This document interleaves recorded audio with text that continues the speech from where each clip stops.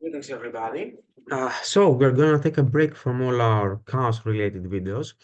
We're going to discuss a much more general topic, which is about presenting a paper at an international conference. So first of all, let's give some basics. I mean, what is an international conference, right? It is actually a meeting by a group of people. It is usually organized by some research group. And when I say research group, I mean like just sometimes it's just like 5 or 10 people organizing it, or in some situations by an organization, like some, for example, some mathematical society, for example. Okay. So it is organized on a specific period, which means that it has a call for papers. So once the website is online, the organizers announce that they are accepting papers for presentation, right? So there is there is a deadline that you should follow. Sometimes they get extensions, but you should follow the deadline. And also for the uh, conference papers, there is a page limit. I mean, usually journals don't have page limits, but for conferences, you will usually have 4 or 6 page limit, right? So you see the call for papers and the topics that are covered. Okay, there are specific topics. You submit your paper, and pretty much similar to journal papers, it goes through a peer review process. And if it gets accepted, this means that you can go on and present your work, right? So if there are multiple authors, if you get accepted, one of you has to go and present the paper at the conference, right? Doesn't matter which of you goes, and you don't have to go all of you, just one person needs to go there, right? And in order to participate, of course, you also need to pay some fees. So in contrast to journals, which are generally free, conferences have fees, right? They're not cheap generally, they cost a lot. So unless you have funding, you need to pay a considerable amount, right? And after you pay the fees and you are welcome to come to the conference, during the conference, there are different types of presentations. Like, okay, for example, there are the common presentations, pretty much like all of us. We go and present. There are some plenary talks, which are from experts in the field. I strongly suggest you follow and watch these plenary talks. Usually, they are the most interesting part of the conference. There is a poster session, which is just like a couple of hours. I'm going to talk about the poster sessions a bit later. And there is also the gala dinner. Usually, it's included in the price, but sometimes you have to pay extra to attend. If you can do it and if you can stay at the conference for more than 1 day, I strongly suggest you go to the gala. Okay, it's really fun. You're gonna meet a lot of people there, right? So after the conference is finished, the papers that are presented there are published through some indexing service. This can be like the common ones like IEEE, Springer, ACM, or AIP. Um, so depending on the type of the conference, you get actually a real, publication afterwards. So it's very similar to a web journal publication, but in evaluations, I mean, conference publications are a bit lower than journal publications. Okay, so you can keep that in mind. So someone may ask Lazarus, I mean, how do I learn about the conferences? I'm just a PhD student. Okay. Well, keep in mind, usually conferences are periodical. They happen every 1 year, every 2 years or so. So there are some standard names in any discipline, of course, that usually you kind of hear of them, like ICUAS, MED, CODIT, MOCAST, NDC, and so on.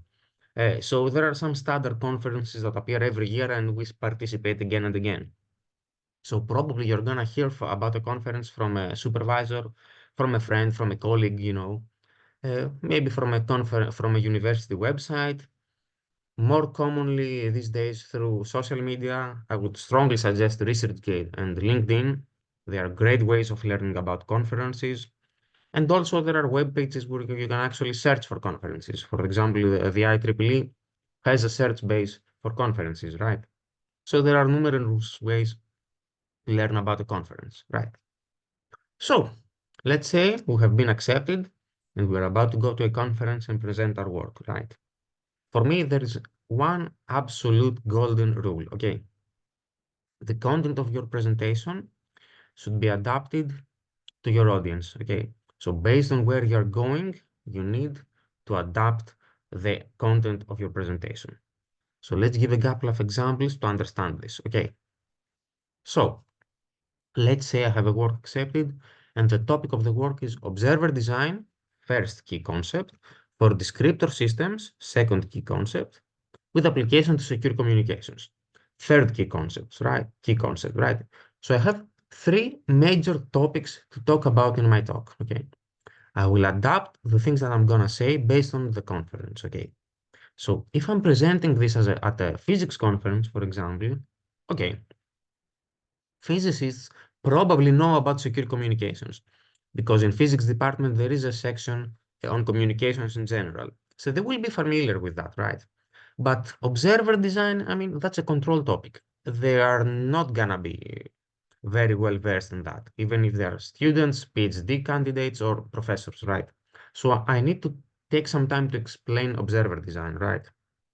And again, descriptor systems, I'm not gonna be familiar with that. So again, I'm going to invest some time in explaining this, right? The same pretty much holds for a mathematics conference because in mathematics, they may be familiar with observer design because, for example, in Aristotle University, we teach observer design in mathematics. But again, I may spend some time explaining this and descriptor systems as well. They are not going to be familiar with that. And again, secure communications. So I'm going to explain a little bit of all three topics. On the other hand, if I am presenting at the control conference or engineering in general, engineering students know about observer design because it's a major control topic. So usually they're being taught about observers in their undergraduate. So I'm not going to spend any time explaining observer, right? I'm going to focus only on descriptor and secure communications. So see, I adapted my content based on the conference, right? Of course, if I'm invited at some general audience, for example, on a secondary school where I'm going to talk in undergraduate students or in high school students about the topic, what am I gonna do then? Well, given that the audience here is very general, they are not very well educated on this topic, they are much younger. I'm gonna throw out all of the details and I'm going to give them no details at all. I'm going to discuss this topic on a very general perspective. Okay, so I will really adapt and simplify my presentation if I'm speaking at a general audience. Okay, that's the idea. Let's see another example. Let's say the topic is balancing an inverted pendulum using sliding mode control, right? So in physics and mathematics, they may have seen the inverted pendulum as a topic, but they may have not understood why it's so important. This is very fundamental in control techniques, right? So I'm gonna take some time and explain to them why this sort of inverted pendulum is such an important example in control, right? And of course, they will be totally unfamiliar with sliding mode, so I will explain this a little bit. On the other hand, if I go to a control conference, there is absolutely no reason to explain the inverted pendulum. Everybody knows about it. Everybody knows why it is so important in control theory, so I will not spend my time there. I will only spend time on sliding mode control and specifically, what I did in my paper, right? On the other hand, in the general audience, where we have undergraduates or secondary school students, I'm not going to discuss sliding mode so much, especially not the details. I will only give very, very general information about sliding mode, and I will focus more on the inverted pendulum and explain to them why it's so important, why people study the inverted pendulum, what are its applications, and so on. Okay, so I will adapt again my presentation. And let's see a third example. Let's say my topic is chaos-based random bit generators, right? So, two major topics here. If I went at a physics conference, I mean, physicists are very familiar with chaos because it is a topic taught in undergraduate studies. And the same holds for mathematics. We have chaos theory in the undergraduate. So these guys are going to be very familiar with chaos, right? So I will only focus on random bit generators and explain why random bit generators are important and what are my goals, right? The other hand, if I went to a programming conference, uh, I mean, in informatics, I mean, they are very well familiar with the random bit generators. So I will not spend my time to explain what is a random bit generator and why they are useful. I mean, the audience already knows that, right? But the people from informatics are going to be totally unfamiliar with chaos. So I will focus my time a little bit on explaining chaos theory and chaotic systems, right? So I have to balance this out. And again, for a general audience, I will focus only on the general aspects of my paper, right? Oops, I'm sorry. I gave you three examples to give you an understanding of, I'm sorry, depending on where you are presenting, you should always adopt your content, okay? This is very, very important in presentations. Now, of course, when you're presenting, the content follows the classic structure of a paper, right? Introduction, methods, results, discussion, okay? But there is a golden rule here. People have not read your work, and this is not a paper, okay? The presentation is not a substitute for a paper, okay? So people will not read your presentation, okay? Don't put so much text, focus on minimality. I mean, for example, here in my slide, I have too much text. Even I mean, if you can put even less text, it would be much, much better, okay? Minimality, not a lot of information, and just focus on the basics because this is not a paper, okay? This is a presentation. If someone is interested, they will read your paper afterwards, okay? So you will forward them your paper. So focus only on the basics. And again, from my perspective, I find it extremely important in a presentation to talk about future aspects. I mean, I hate it when I don't see it. Okay, you talk about your work. It's extremely important to discuss what you're gonna do next. I mean, for me, I wanna see that in any presentation by any student or any professor, right? What is the thing that you are gonna do afterwards, right? So, from my perspective, always include it in your presentation, right? So as I said, keep it minimal. Don't add text because nobody reads text. They are very bored. Nobody will read the text in your slides, right? So if possible, depending on your discipline, of course, try and substitute text with figures. Okay, very important. This is an example, okay, where I had in my presentation some years ago. I was talking about secure communications and symmetric encryption. So obviously, I'm not gonna put text to describe the design. I'm gonna put an image, and then I will explain in this image that we have a transmitter where we encrypt a signal, we transmit it safely through a public channel, and then at the receiver end, we reverse the process and we obtain the original information back. I'm not gonna write this in a text. I'm going to describe this visually in an image, right?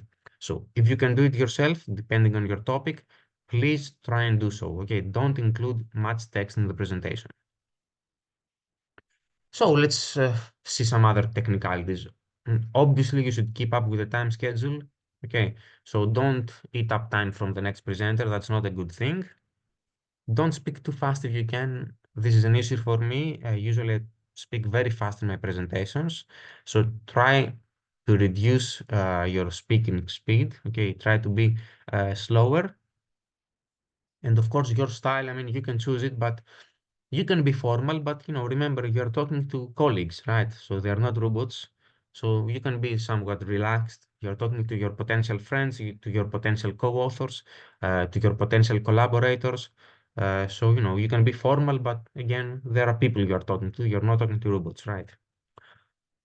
Of course, after the presentation is finished, there are a couple of questions from the audience. Usually, um, the good thing, I mean, for me, it's a good indication that you receive questions, right?